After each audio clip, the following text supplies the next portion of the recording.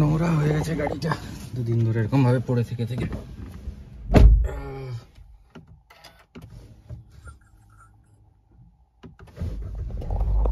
তেল ভরতে হবে গাড়িতে, একটু তেলটা কম রয়েছে, মাত্র 220 কিলোমিটার দেখাচ্ছে। গাড়ি অন করার সঙ্গে সঙ্গে এই আওয়াজটা বহুত বিরক্ত লাগে, এফএম থেকে আওয়াজটা আসে, এটা যে কেন সুজুকি এরকম করে রেখেছে জানি না আমি। যাই এবার রুম থেকে ব্যাগগুলো নিয়ে নিই আর বেরিয়ে যাবো এখান থেকে। গুড আফটারনুন বন্ধুরা, ডিউটি করে বেরিয়ে পড়েছি বাড়ির জন্য। চানটা করে নিয়েছি আজকে, কারণ মিসেসেরও আজকে ডিউটি শেষ হয়ে ছুটি হবে, তো ভাবছি যাওয়ার সময় ওকে একবারে নিয়েই চলে যাব, ডাইরেক্ট বেঙ্গলে ঢুকবো। আর 1:10 বাজে, রাস্তায় খাবারটা ভাবছি প্যাক করিয়ে নেব, ওখানে দেখা হওয়ার পর দুজন একসাথে কোথাও একটা দাঁড়িয়ে খেয়ে নেবো তাহলে ব্যাস। আর কি যেখান থেকে খাবার খাচ্ছি রিসেন্টলি ওই জায়গাটা মোটামুটি খাবার ভালোই দেখছি, ওখান থেকেই হয়তো দাঁড়িয়ে করে নিয়ে নেবো আর কি। ভিড় আছে রাস্তায় আজকে, প্রায় 170-80 কিলোমিটার গাড়ি চালানো হবে আজকে, আর আমার গাড়ির রেঞ্জও দেখাচ্ছে 160 কিলোমিটার একদম। তো তেল একটু ভরতে হবে, তেলটা ভাবছি ঝাড়খণ্ডে গিয়ে ভরে নেবো, একটু ঝাড়খণ্ড ঢুকে যাবো, ঝাড়খণ্ডে গিয়ে তেলটা ভরে নেবো। ঝাড়খণ্ডে তেলটার দামটা একটু কম পড়ে, উড়িষ্যার থেকে মনে হয় 3 টাকা কম পড়ে, আর বেঙ্গলের থেকে তো 6 টাকা কম পড়ে তেলটা।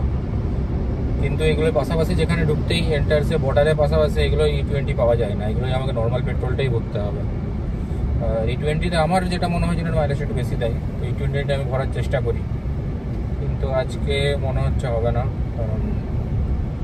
কারণ ওপাশে গেলে এই পাশ দিয়ে ঘুরে করে যেতে গেলে অনেকটা সময় লেগে যাবে যদি আমি ঝাড়খণ্ড দিয়ে পুরোটা ঘুরে করে যাই।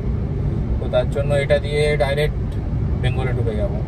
হ্যাঁ, ডাইরেক্ট বেঙ্গলে ঢুকে যাবো। আপনারা ভাবছেন কি ডাইরেক্ট বেঙ্গল ঝাড়খণ্ড বলছে একসাথে দুটো কথা, সেটা নয়। যেখানে জামসোলা বলে যে জায়গাটা, ওইখানে 3টের বর্ডার। উড়িষ্যা, আমি যাচ্ছি উড়িষ্যার দিক থেকে, ডান দিকে বাংলা বেঙ্গলে ঢুকবে ডাইরেক্ট, আর সোজা গেলে ঝাড়খণ্ডে ঢুকবে।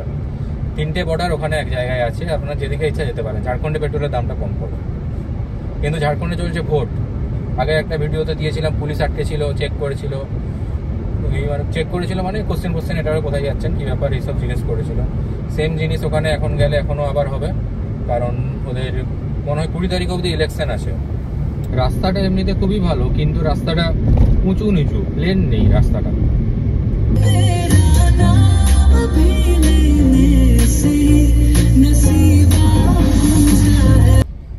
দাঁড়িয়ে করে খাবারটা পার্সেল করিয়ে নিলাম, এখানে খেলাম না আর, কারণ খিদেও লাগেনি। টিফিন করেছিলাম প্রায় ওই 11:30টার দিকে, ওই জন্য খিদে লাগেনি। বেশ, সেখান থেকে ঝাড়খণ্ডেই যাই, একটু তেলটা ভরে নিই, সস্তায় হবে। এই হচ্ছে ওই জায়গাটা, আমি উড়িষ্যার থেকে বেরোচ্ছি, এটা রাস্তাটা। ডান দিকে যদি যাই তাহলে আমাদের পড়ছে এটা বেঙ্গল বর্ডারে ঢুকছে, আর সোজা গেলে যাচ্ছে ঝাড়খণ্ড। আর ঝাড়খণ্ডে ঢুকে একটু তেলটা নিয়ে করে আবার এটা দিয়ে ব্যাক এসে করে বেঙ্গলে ঢুকে যাবো।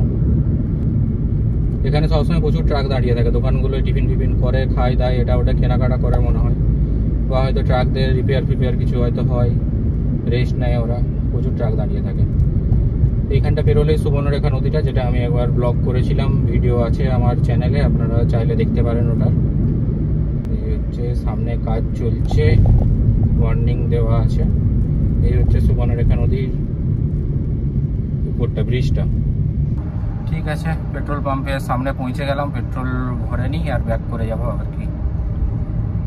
তেল ভরে নিলাম, 2400 টাকার তেল ভরলাম মোটামুটি, কারণ E20 ছিল না, E20 থাকলে একটু বেশি ভরতাম। 2400 টাকার ভরলাম, মোটামুটি 24 লিটার 24.34 আসলো। ব্যাস, আবার ঘুরে উড়িষ্যা ঢুকে করে এবার ওদিকে বেঙ্গল ঢুকে যাবো আর কি। তেলটা একটু সস্তা হয় বলে এদিকটাই চলে আসলাম আর কি ভরার জন্য।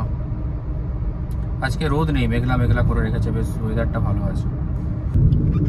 এই হচ্ছে রাস্তা, এখান থেকে বাঁ দিকে চলে যাব, বেঙ্গলে ঢুকে যাব আবার কি।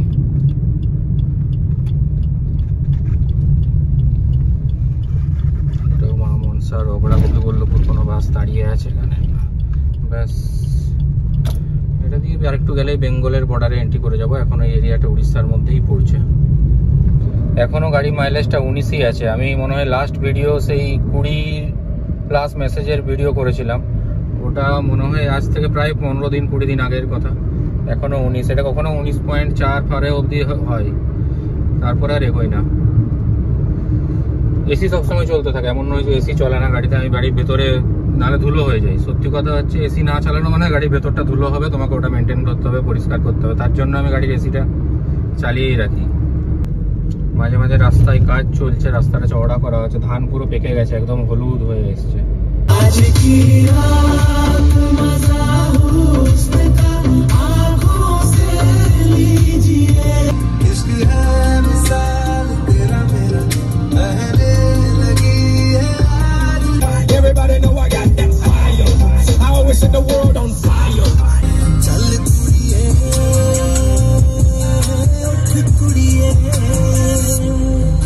ম্যাপটাই দেখছেন, এখান থেকে এবার ডান দিকে যাবো আমরা খড়িকা মাথানির দিকে।